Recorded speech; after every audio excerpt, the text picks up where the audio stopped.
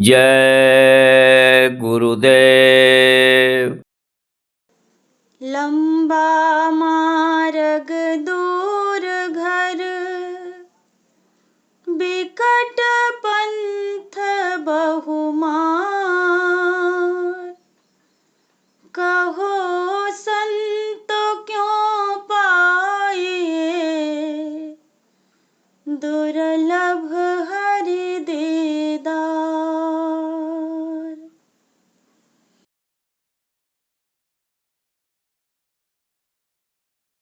मन तू गुरु के चरण निहार।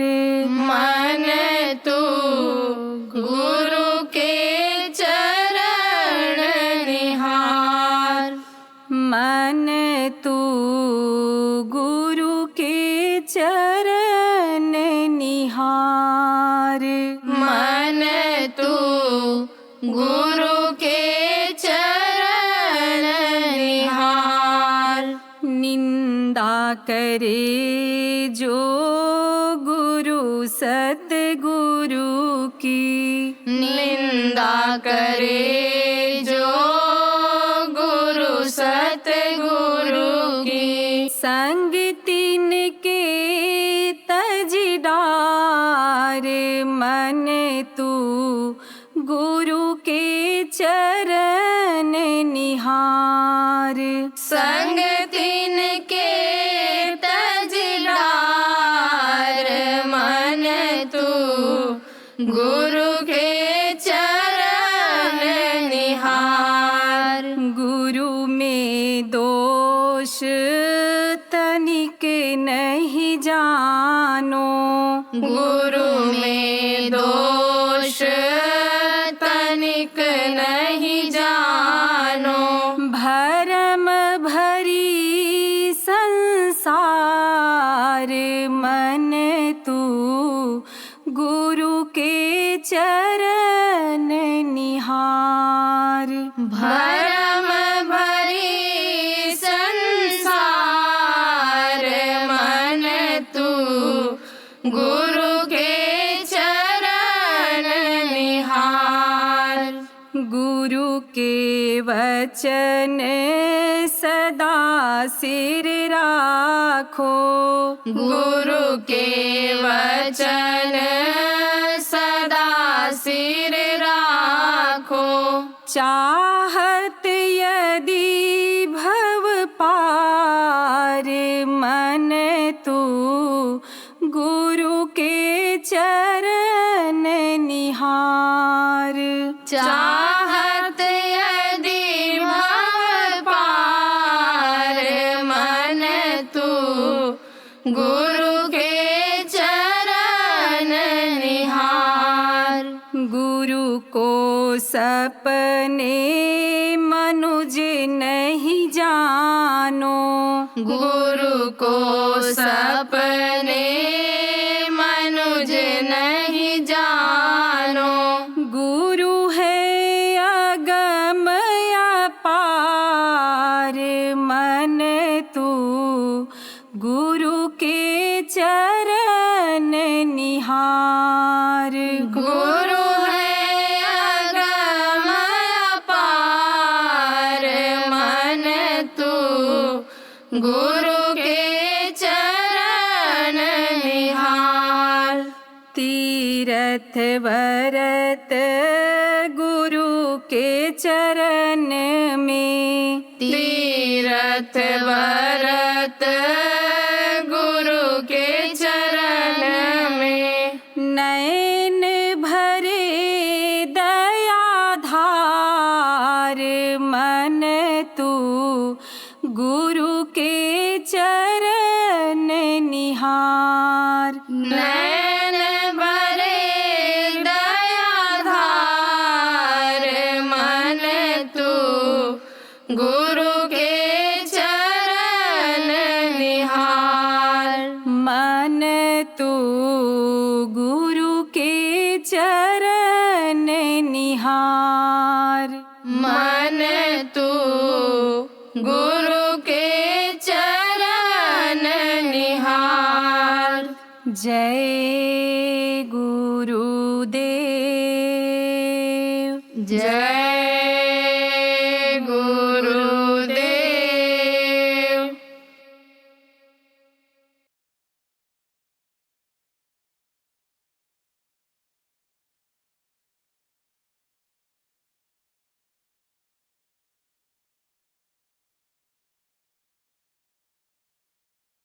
काल क्या होता है? काल किसको कहते हैं? तब उन्होंने कहा काल उसको कहते हैं जो चाहे पल भर में इस दुनिया संसार को खत्म कर दे और जब चाहे फिर खड़ा कर दे, बना दे। तो मैं वो काल हूँ। तो कहा ये लीला हमारे समझ में नहीं आई। ये जो आप वेश बदल करके और ये सब करते रहे, आप कितनों को डुबा डाले, आप भैंसा को मार दिया, आपने देखो फौजियों को कटवा दिया। महाराज अब आप क्या करना चाहते हो? तो इस पर तो उन्होंने मुस्करा दिया और कहा देखो मैं तुमको बताता हूँ कि मैं छोड़ता किसी को भी नहीं। मैं समय देता हूँ कि तुम जाओ और अपना काम करो, इसी हमारे पसारे में मत फंसे रहो। तुम्हारे अंदर जो जीवात्मा है, जो जीवात्मा मेरे अंदर है और उसी के प्रभाव से मैंने देश बदला, उसी के प्रभाव से तुमको सारे दृश्य दिखाई पड़े, तो आत्मा मेरे अंदर की है। उस आत्मा के लिए काम कर लो और समझो अपना काम बना लो, नहीं तो मैं किसी को नहीं छोड़ूंगा। समय आएगा तो मैं सबको अपने गाल में समा लूंगा। मैं काल हूं। कहा महाराज तुम मेरे सामने भी आ पाओगे? मैं आऊं, मेरा गण आवे, कोई भी आवे राजन, लेकिन जब समय तुम्हारा पूरा हो जाएगा, जो समय तुमको दिया गया है पूरा हो जाएगा, तो तुम भी यहाँ न राजा रहोगे और न इस शरीर में रहोगे, न तुम्हारा ये ज्ञान यहाँ रह जाएगा, न तुम्हारी ये बुद्धि रह जाएगी, न तुम्हारी ये परोपकार की भावना रह जाएगी, कुछ नहीं रह जाएगा। सब कुछ यहीं पर अन्य आपे समझो मैं रखवा लूंगा और फिर तुमको जाना पड़ेगा तुम्हारे कर्मों के अनुसार। जो भी तुम अच्छा बुरा करते हो उसका फल तुमको मिलेगा। अगर बुरा कर्म तुम्हारे रहेंगे तो मैंने तो सजा देने के लिए नरक भी बना रखा है, उन नरकों में तुमको डाला जाएगा। वहां पर कुटाई पिसाई होगी, मारपीट होगी। और राजा को थोड़ा ज्ञान हुआ, क्योंकि राजा इस चीज को जानता नहीं था। वो तो बस यही धर्म समझता था कि प्रजा को सुखी रखो, जनता सुखी रहे। जो भी ये है अनेक धर्म है, इस राज धर्म का पालन करो। वो ये नहीं समझता था कि जीव का पालन, जीवात्मा को कल्याण करने का अन्य धर्म वो नहीं समझता था। तो कहा महाराज तो कर्मों से बचेंगे कैसे, नरकों से जाने के लिए बचेंगे कैसे? तब उसने कहा कि हर चीज हमी से मत पूछो, अब हमारा काम खत्म हो रहा है और देखो मैं अब जा रहा हूं। और आवाज आई, प्रकाश हुआ और वो पंडित जी उसी में समा गए। ये बैठे हुए थे, दिखाई पड़ रहा है। फिर राजा के लिए आवाज आई, देख जो तू पूछ रहा था वो तेरे को बता देता हूं, तो खोज कोई समर्थ गुरु, जान करके पहचान करके खोज ले, वो तुझको सब रास्ता बता देंगे। कहा महाराज मिलेंगे कहाँ? कहा मिलेंगे, हाँ मिल जाएंगे, यहीं मिल जाएंगे, धरती पर ही हमारे राज्य में ही मिल जाएंगे तुझको, तू खोज ले। और वो रोशनी भी खत्म और राजा की आंखों के सामने जो वो पेड़ था और जो वो अन्य समझो की घासें थी और नदी वगैरह जो जिधर से आए सब खत्म। राजा कहाँ? वहीं जंगल में जहां अंदर प्रवेश किए थे आए, अब वहीं जंगल से फिर वापस लौट पड़े, अपने राज्य में आए। पता लगाने लगे कि भाई वो महात्मा मिलेंगे कहाँ। चिंता हो गई। चिंता होनी चाहिए। चिंता जिस बात की जिसको हो जाती है और लग जाता है, उसके पीछे पड़ जाता है, तो दिन खो जाते पाइयां। और गहरे पानी बैठ आदमी जिस चीज को लगन के साथ खोजता है, का तो जा पर जाकर सत्य स्नेह हो, ताहि मिलने कर संदेह हो। जिस चीज के लिए स्नेह बना लेता है, पाने की इच्छा अच्छी चीज के लिए पैदा कर लेता है, तो प्रभु उसमें मदद करता है। तो मदद हुई उनकी और उनको गुरु मिल गए। गुरु जब मिले तो उन्होंने गुरु को फिर समझने की कोशिश किया। ओके, गुरु ये अंतर्यामी हैं, ये सब जानते हैं कि बस खाली दिखावे के गुरु। तब उन्होंने बताया उस घटना को, तो कहा ये तो सत्य है ये, और तुम्हारे ऊपर समझ लो उन्हीं की कृपा हो गई, काल भगवान की ही कृपा हो गई, क्योंकि तुमको ऐसा देखने समझने का मौका मिल गया। नहीं तो तुम तो खाओ पियो मौज करो उसी में चले गए होते। कहा महाराज, तो हम जंगल में जहाँ प्रवेश किए वहां पर आप ये समझो वहीं पर फिर आ गए, तो बाकी वो चीजें कहाँ चली गईं? बोले यही तो माया की छाया है, यही तो माया का समझो कोहरा है, यही तो कोहरा उसने उपजा रखा है, यही तो समझो बादल अन्य आंखों के सामने उसने लगा रखा है। वही हट जाए तो फिर क्या कहना है। कहा महाराज अब उपाय बताओ। बोले राजा, तेरे से नहीं हो सकता वो। क्यों तू तो भोग में पड़ा हुआ है, तुझको तो अच्छा खाना ही मिलना चाहिए, बढ़िया महल रहने के लिए होना चाहिए और बिस्तर होना चाहिए। जैसे देखो प्रेमी, बहुत से आप सत्संगियों को भी इस बात की फिक्र है कि एसी लगवा लें तब भजन बढ़िया करेंगे, बढ़िया पंखा चलेगा, कूलर चलेगा, तभी भजन बढ़िया करेंगे, तभी भजन ठीक से हो पाएगा। लेकिन भ्रम और ये भूल है। नंगा भूखा रह करके जो करता है, आप ये समझो उस पर दया ज्यादा होती है, उसके लिए फसाव कम होता है। देखो प्रेमियों, कहा गया कि समझो कि आदमी की इच्छा की तृप्ति नहीं होती है, आदमी का मन किससे नहीं भरता है, जहां भी लग जाता है। कैसे? अनुभव वाली बात बता रहा हूं। चाहे अच्छे काम में लग जाए और चाहे बुरे काम में लग जाए। कैसे? मान मेरा ही मन संगत के काम में लग गया, विकास संगत का हो, संगत के लिए साधन सुविधा हो, संगत के लिए अन्य जीवों को किसी को दुख न हो, तो उधर ही लग जाएगा। फिर इस तरफ से हट जाता है, लक्ष्य से हट जाता है, और लक्ष्य से जब हट जाता है तब दिक्कत आती है। और लक्ष्य पर अपने अगर रहे तो कर्म भी जलते रहेंगे, वो भी जलते रहेंगे। ये जो भोग रहा हूँ, ये जो शरीर से तकलीफ झेल रहा हूँ, ये क्या है?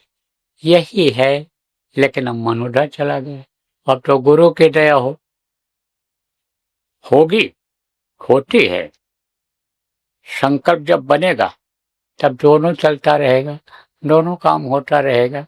जैसे मान लो कोई घर का मुखिया है, परिवार के लोगों को काम सौंप दिया, वो फ्री हो गया, तो अब अपना जो काम है उसी में लग जाएगा।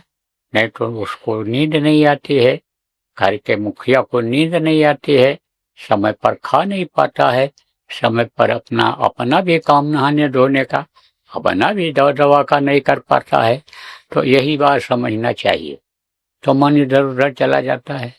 मन इधर उधर जब लग जाता है, तब महात्मा जी ने कहा, राजन तुझको कुछ संकल्प बनाना पड़ेगा, तुझको कुछ त्यागना पड़ेगा।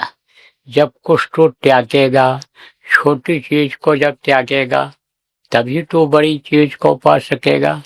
इसलिए पहले तू ये सोच कि हम ये काम में जो 24 घंटा लगे रहते हैं, इस काम को जो और करने लायक लोग हैं उनको भी हम सौंप देंगे, वो इसको देखते करते रहेंगे, वो जरूरत समझेंगे और लोगों को जोड़ लेंगे, करा लेंगे, और फिर वो भी काम चलता रहेगा और तू भजन भाव भक्ति भी करता रहेगा, अपनी जीवात्मा का भी काम करता रहेगा। तब पहले तो इसको सोच ले। बड़ी देर तक तो राजा मोह माया में फंसा रहा। मोह माया में फंस जाए कोई, तब क्या होता है? आंसू निकलता है, आंसू। अब वो कौन सा मोह? कहोगे साधु महात्मा को, संतों को किस चीज का मोह होता है? उसी का मोह होता है जो मेहनत करके वो पैदा करते हैं, मेहनत करके बनाते हैं। चाहे जीवों को मेहनत करके जोड़ें, चाहे धन संपत्ति जीवों के फायदे के लिए, जीवों को आराम, जीवों के शरीर को आराम करने के लिए बनावें, तो अब आप ये समझो कि उसमें मोह हो जाता है। और जब वो मोह हो जाता है तो वही आंसू बहाता है, वही रुलाता है। तो अब आप ये समझो जीव से प्रेम कर लिया, जीव दुखी हैं, तो फिर उनसे, उनके उसमें मोह हो जाता है कि देखो ये बेचारे दुखी हैं, उसमें मोह हो जाता है, इनका दुख कैसे दूर किया जाए, उनसे मोह हो जाता है, तो फंस जाता है, उसी में फंस जाते हैं ये। तो अब आप ये समझो कि राजा, मोह तो हुआ राजा को, कहा गया मोह सकल व्याधिन कर मूला। मोह से परमार्थ में व्याधा आती है, बाधाएं उत्पन्न होती हैं, तो मोह तो कम करना चाहिए। आग्रह तो आप कहोगे हमारे बीवी हैं, बच्चे हैं, हमारे जानवर हैं, हमारे आश्रित और लोग हैं, हम दफ्तर के साहब हैं, तो हमारे कर्मचारी हमारे माता है, हम फैक्ट्री के मालिक हैं, दुकान के मालिक हैं, हम जमींदार हैं, हमारे संपर्क में और लोग हैं। तो जब आप इस चीज को सोचोगे और उन्हीं से बराबर प्रेम किए रहोगे, उन्हीं से मोह किए रहोगे, तब भजन में भी, ध्यान में भी प्रेमियों आपका मन उधर ही रहेगा। इसलिए ऐसी आदत बनानी चाहिए कि उनका भी मोह रखो, उनको भी साथ रखो, उनका साथ दो, उनसे भी सहयोग लो, सेवा करो, सेवा कराओ, लेकिन मोह, जब ये समय निकालो आप भजन का, ध्यान का, सुमिरन का, 24 घंटे में से 2 घंटा, 3 घंटा, 4 घंटा, जब कितना भी समय आप निकालो, उस समय के लिए मोह खत्म कर दो। उस समय के लिए मोह खत्म कर दोगे, उनको भूल जाओगे, उनको किसके भरोसे कर दोगे? उनके भाग्य के भरोसे कर दोगे, उस प्रभु के भरोसे कर दोगे जो पैदा होने के पहले अम्मा के आस्तन में दूध भर दिया करता है। तब आप लड़ाई झगड़ा झंझट में उनके लिए नहीं पड़ोगे। जो झगड़े की जड़ है, जड़ जमीन और जोरू, रुपया पैसा, जमीन जायदाद, औरत, आप ये समझो फिर उस चक्कर में नहीं पड़ोगे। तो राजा ने फिर कहा महाराज संकल्प हम लेते हैं। तो बोले राजा, कर्म तो राजाओं को भारी लड़ता है, क्योंकि राज्य को चलाने के लिए हर तरह का हथकंडा अपनाते हैं, और कुछ चीजें ऐसी हैं कि राजा ये सोचता है कि ये और लोगों के फायदे के लिए है, लेकिन जिसको पूरी समझता है वही पाप में बदल जाता है, तो पाप ज्यादा हो जाता है, चाहते हुए भी पाप हो जाता है, न चाहते हुए भी पाप हो जाता है। जैसे आजकल के बहुत से लोग ये सोचते हैं कि भाई गौ मांस है, गौ हत्या है, शराब है, मछली का पालन, मछली बेचना है, एक्सपोर्ट करना है, बाहर दूसरे देशों में भेजना है, उससे पैसा ज्यादा आ जाएगा, इनको यानी साधन सुविधा प्रजा को मिल जाएगी, इनको नौकरी दिलवा दूंगा, कल कारखाना लगवा दूंगा, इनके लिए आराम हो जाएगा। लेकिन ये चीज उन लोगों के समझ में नहीं आ रही है कि जो राज्य कर रहे हैं, जो प्रजा को यानी समझो प्रजा का सेवा कर रहे हैं प्रजातंत्र में, उन लोगों के समझ में ये चीज नहीं आ रही है कि आप जो भी ये गीता रामायण का अनुष्ठान कराओगे, जो भी पूजा पाठ इबादत कराओगे, आप ये समझो ये आपका बेकार जाएगा और ये उनको कोई फायदा नहीं करेगा। किस पाप के आगे? जो जीव हत्या हुई, जो गौ हत्या हुई, जो जीवों की हत्या हुई, जिस शराब की वजह से एक दूसरे की जान लोगों ने ले लिया या भारी अपराध कर बैठे, वो पाप फलने फूलने नहीं देता है। तब कहा राजा, अब तेरे को प्रायश्चित करना पड़ेगा, कर्मों को जलाना पड़ेगा। पहले तो शरीर को पाक साफ कर, उसके बाद में तब उसको दौलत देना ठीक रहेगा। पहले तो सेवा कर। सेवा कराया और सेवा से कर्म जब साफ हुए, तब उनके अंदर में जब बर्तन सही हो गया, तो प्रेमियों ये जो नाम धन हम लोगों को आप लोगों को मिला, ये जो नाम यानी बताया गया, गुरु महाराज ने दिया प्रेमियों, यह नाम फिर दिया और बताया, कहा आप तो राजा नाम की कमाई करते रहना और सीखते रहना, समझते रहना कि किस तरह से कामयाबी मिलेगी। जो आचार विचार बताया गया, जो खान पीन बताया गया, उसी हिसाब से तू रहना, उसी हिसाब से तू करना। जा, अब तू राज भी कर और भजन भी कर। अब तेरे को मोह नहीं सताएगा जब ये तू करने लगेगा। तेरे काम भी धीरे धीरे जल जाएंगे, उतना ही रहेंगे कि जिससे संतान की उत्पत्ति हो जाए। तेरा क्रोध भी खत्म हो जाएगा, इसी से लोभ भी खत्म होगा और लोभ रहेगा भी तो बस केवल परमार्थ का लोभ रहेगा और अहंकार भी इससे चला जाएगा। देख राजा, ये जो 5 भूत सवार हैं, ये तेरे 5 भूत ये खत्म हो जाएंगे और ये समझ कि इसकी जगह पर तेरे अंदर में शील, क्षमा, संतोष, विरह, विवेक जैसी चीजें आ जाएंगी। जा राजा। तब आश्रम पर रहा कुछ दिन तक, सेवा करके जो कर्मों को जलाया। जब वो जल गया, तब महात्मा ने कहा, जा, आते जाते रहना, मिलते जुलते रहना, सत्संग को सुनते रहना। सत्संग में तुझको बहुत सारी बातें मिल जाएंगी जो जीवन में काम आएंगी। तो प्रेमियों, ध्यान भजन का समय आपका खत्म हो रहा है। और ध्यान और भजन ये दोनों आधा आधा घंटा कम से कम किया जाए, उसके बाद में फिर छुट्टी हो जाएगी। लेकिन देखो, जो लोग ध्यान भजन नहीं करते हो, बहुत बड़ी गलती करते हो। सुमिरन नहीं करते हो, बहुत बड़ी गलती करते हो। अपने को धोखा दे रहे हो, अपने जीवन के समय को यानी समझो एक तरह से गंवा रहे हो, अवसर को, मौका को गंवा रहे हो। और जिनके भी शरीर में ताकत है, जवानी है, उनसे भारी भूल हो रही है। बुढ़ापे में कुछ नहीं हो सकता है। ये मत सोचो कि बुढ़ापे में कुछ कर लेंगे। बुढ़ापे में न कोई कुछ कर पाया है, आध्यात्मिक काम न हो पाएगा।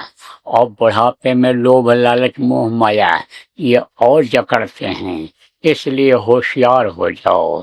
कहा, मुसाफिर रहना तुम होशियार, ठगों ने आन बिछाई जाल। ये क्या है? मुसाफिर खाना है। ये दुनिया संसार, ये घर उसी तरह से है कि जैसे कोई जाता है ट्रेन के इंतजार में, वहां बैठा रहता है, रेलगाड़ी आती है, उस पर बैठ करके एक जगह से दूसरी जगह चला जाता है। ऐसे ही है, कुछ दिन के लिए आए हो और यहाँ से जाना है, तो इस बात को आपको समझने की जरूरत है कि बुढ़ापे में कुछ नहीं हो सकता और ये जो भी जनहित का काम आप कर रहे हो, इससे क्या होगा? इससे आपका नाम होगा, इससे आपको लोग जानेंगे, समझेंगे, आपका सम्मान होगा। जब ज़्यादा सम्मान बढ़ेगा, इज्जत बढ़ेगी, इससे अहंकार भी आपका बढ़ेगा और उसी में फंस जाओगे। इससे लोभ और लालच भी आपका बढ़ेगा। लेकिन इसको करते हुए, अपने कर्मों को काटते हुए, इसके द्वारा आप जो भी कार्यकर्ता हो, पदाधिकारी हो, जो भी आश्रम पर लोग रहते हो, परमार्थिक काम जो यहाँ से होता है उसको करते हो, सबको सुनने और समझने, जानने की जरूरत है। देखो, ये भी आप गलती करते हो कि काम में वहाँ लगे रहते हो और जब सत्संग होता है सुन नहीं पाते हो। यह भी गलती आप जानकार लोग करते हो। जानकार लोग ये भी गलती करते हो कि जिस विभाग के आप मुखिया हो, जिस विभाग में आप सेवा करते हो, आप सत्संग सुनते हो, लेकिन सत्संग की कोई चर्चा नहीं करते हो, लोगों को बताते नहीं हो, तो लोगों का मन मोटा हो जाता है और साधन सुविधा खोजने लगते हैं। और वो साधन सुविधा जो मुहैया कराई जाती है, दूसरी जगह से वो साधन सुविधा जो मिला करके मुहैया कराया जाता है, लोग देते हैं। मोटी बात आप ये समझो कि अनाज पानी जैसे धन दौलत जो देते हैं, इसी भाव से देते हैं कि हमारे पाप क्षमा हो जाएं, हमारे कर्म कट जाएं, तो वही आपके ऊपर हावी हो जाता है, वही आपको दबाता है। तब आपके मुंह से गलत चीज निकलती है, आपकी आंखें गलत हो जाती हैं, आपके कान उसी तरह की चीज़ों को, गलत चीज़ों को सुनने के लिए लालायित रहते हैं, उसी तरह का दिल, दिमाग और बुद्धि हो जाती है। इसलिए जो भी ज्ञान हो, अच्छी चीज़ें हो, उसको बांटना चाहिए, प्रेमियों बताना चाहिए और सत्संग सुनना चाहिए। चाहे छोटा सत्संग हो, बड़ा सत्संग हो, सत्संग नहीं छोड़ना चाहिए और भजन करना चाहिए। देखो, जब बंधन हो जाता है, जैसे यहाँ होता है, 45 मिनट, 50 मिनट, 40 मिनट जो भी ध्यान में, फिर भजन में और सुमिरन में जो बैठाया जाता है, यहाँ आओगे तो करोगे ही करोगे कुछ न कुछ, घर पर नहीं हो पाता है। देखो, हमारी तबीयत खराब हो गई तो इन दिनों में मैं नहीं आ पाया, इतना देर वहाँ नहीं बैठ पाता हूँ। बैठता तो हूँ लेकिन इतना देर नहीं बैठ पाता हूँ। यहाँ आऊँगा, थोड़ी और तबीयत ठीक हो गई, आना शुरू करूँ, यहाँ पे मैं बैठूँगा आकर के, तो बैठने से उतनी देर के लिए बंधन हो जाता है। अब आप ये कोई सोचो कि हम मैनेजर हैं, हम वकील हैं, हम डॉक्टर हैं और हम जो है अच्छे, यहाँ अच्छी जगह पर हैं, लोग हमको सम्मान देते हैं, लोग हमको, हमारी इज्जत करते हैं, हमको काम मिला हुआ है, उसी में अगर फंसे रहोगे और इनके बीच में नहीं आओगे, साधकों के बीच में अगर आप नहीं आओगे, कुर्सी अगर आप नहीं छोड़ोगे और उन्हीं लोगों के बीच में रहोगे, ये पोस्ट पर हो, डॉक्टर हो, वकील हो, जो भी यहाँ पर रहते हो या अन्य आश्रमों पर रहते हो, आपको इस चीज को समझने की जरूरत है। यहाँ अगर नहीं आओगे, यहाँ अगर नहीं बैठोगे तो गुरु के दया से महरूम हो जाओ, महरूम रह जाओगे। ये दया नहीं मिलेगी।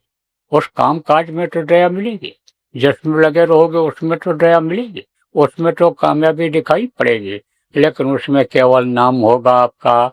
आपका कोई काम ऐसा नहीं होगा कि जिससे आत्मा का कल्याण हो जाए। इसलिए आना चाहिए। जय गुरुदेव। सरकारी व गैर सरकारी अनुदान के लिए बिना सत्संगियों के सहयोग द्वारा जनहित के कार्यों में लगी हुई बाबा जय गुरुदेव धर्म विकास संस्था का मुख्यालय पिंगलेश्वर रेलवे स्टेशन के सामने, मक्सी रोड, उज्जैन, मध्य प्रदेश में है। यहाँ पर सत्संग व नामदान का कार्यक्रम होता रहता है। अतः आप श्रोताओं से अनुरोध है कि बाबा उमाकांत जी महाराज के आश्रम उज्जैन एक बार परिवार सहित जरूर पधारिएगा। आपके सुझाव के लिए व्हाट्सएप नंबर